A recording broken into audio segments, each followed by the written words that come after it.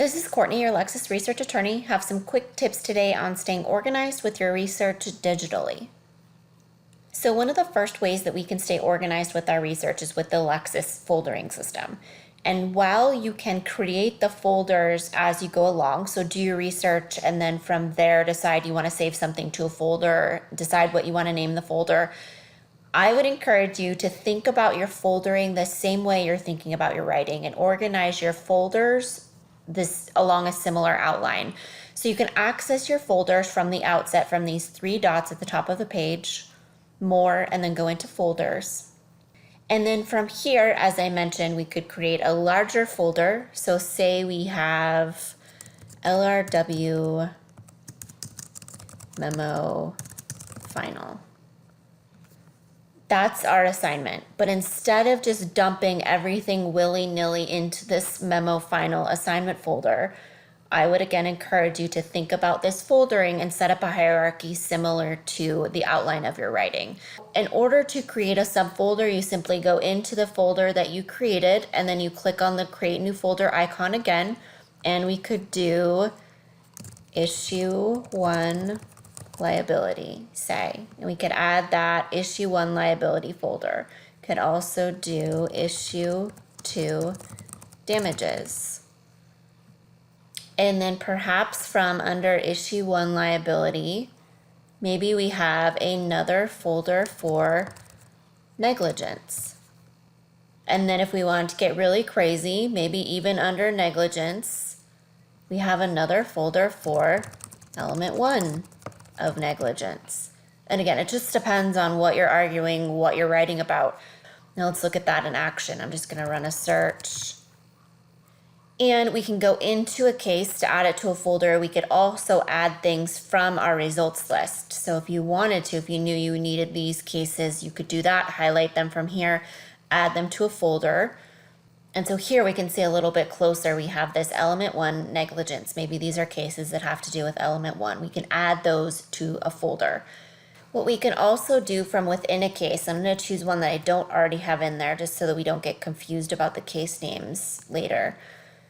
But we can, of course, highlight and annotate like we talked about during our first session. So you just highlight on your screen. As soon as you let go, you can annotate, write notes to yourself. So this is important.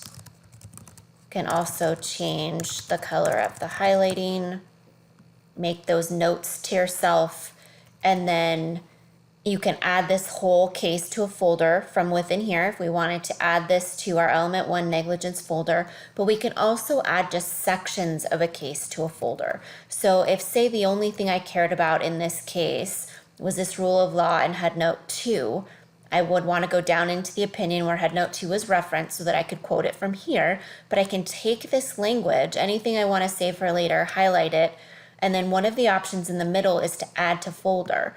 So I can add just this highlighted selected text we see here to, and I could go down and I could see my hierarchy of my LRW1 memo final. Maybe this goes in issue 1 liability. I just want it in the negligence subfolder, or I could go into the sub element 1, and I can also write a note to myself. So sets out elements nicely, something like that. Save that to my folder, and then just that selected text has been saved to the folder. So I can go back, we'll go and access our folder so I can show you what that looks like. So now I'm in my folders, gonna drill down to where that selected text was.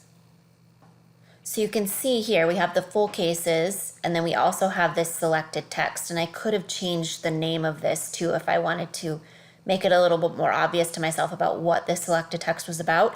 And we can also see the note that we've written to ourselves, and then when we open this up, it's going to have just the selected text from that case with the clickable link to get you right back there, so you don't have to worry about the whole thing. Back in one of these cases then, I wanted to show you something else. So let's get back down into the opinion, and let's say we wanted this text. This was important to us. So if the foldering route doesn't really do it for you, it's not how you stay organized. If instead you want to stay organized on a Word document, it's how I used to research and write, but it's totally a personal preference. you can copy and paste this information onto a Word document. But in order to make it easier, you can again highlight the text, and then the first two options will allow you to copy quick or copy advanced. Now the difference is copy advanced is going to give you some more options. So the first time you do it, you'll want to do copy advanced so you can review all of the options. The first question it's going to ask you is, which citation format do you want to use? Standard closely complies with Blue Book. Do please double check your citations, but you can select the standard citation format. You also have the ability to select some different reporters that you want to see included. And then I really like this option to copy it as a hyperlink. That makes it a clickable link that you can immediately get right back to that paragraph in this text. We then see down below that we are going to be copying this text that we've highlighted from our case. And then we see at the very end, we have the case citation, including the pinpoint page citation that this paragraph came from, and it's going to be a clickable hyperlink. So I'm going to copy and close. That's going to add it to my clipboard. I now have a blank Word document, and I'm going to just paste it here. And we can see we've pasted that language. We've got the citation, the pinpoint page, and we also have the clickable link that would take us right back to our case and our paragraph. So another way is to just add everything to a Word doc. You could also stay organized using maybe a Windows filing system or some sort of system on your computer. I know a lot of people these days have the tablets that they like to download the Word, and then you can write and type and all sorts of stuff right on the screen to yourself. And so you can do that too. If you select up by the foldering and the printing, the download option, you're going to get a variety of different options. You're going to be able to download this as a PDF or a Word doc, which is going to make it completely editable. You can then also on the formatting options tab say whether or not you want a cover page, probably not necessary, whether you want page numbering, where you want that page numbering to appear, whether you want the references to be included as hyperlinks, again, that you can get right back to, the font that you want, the line spacing that you want, whether or not you want your search terms highlighted. I know some people don't like their search terms to be highlighted once they've found the cases that they were looking for. And then under content specific options, you can also say, do you want the full case? Do you want just the case summary? Do you want the head notes? Do you not need the head notes anymore after you've reviewed the case? Do you just want the opinion? And then under number of columns, you can select whether you want dual columns or single columns. For me, I think a single column, it just looks a little nicer, especially if you're going to write notes to yourself, because if we had written any notes to ourselves, they would all appear over on the right-hand side in the right margin. And so here is a document with one column. And so we would be easily able to see everything over on the right-hand side column and where it lined up with the text. When you get two columns, though, you have a left column and a right column. And then if you have notes over on the right, it's sometimes hard to know if the notes are applying to the left column or the right column. There'll be a little pencil that'll be included to give you a heads up. But again, just a personal preference, just know you have the option to download in a dual column or a single column format. So I hope that is helpful to help you stay organized electronically. You could use the Lexis foldering system. Again, I encourage you to set up folders and subfolders according to the outline of your writing. You could also copy and paste text directly to a Word document and include that hyperlink that'll get you right back there again.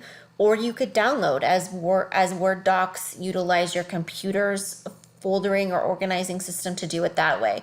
If you have a way that works best for you to stay organized and you want to share that with me and I can help you think through the best way that Lexis might work for you to stay organized and keep you so you don't have to change your patterns and your habits, I'm happy to do that. There are a number of different ways that this can be done, and it's just really about finding what works best for you. So I hope this was helpful, and thank you so much for your time.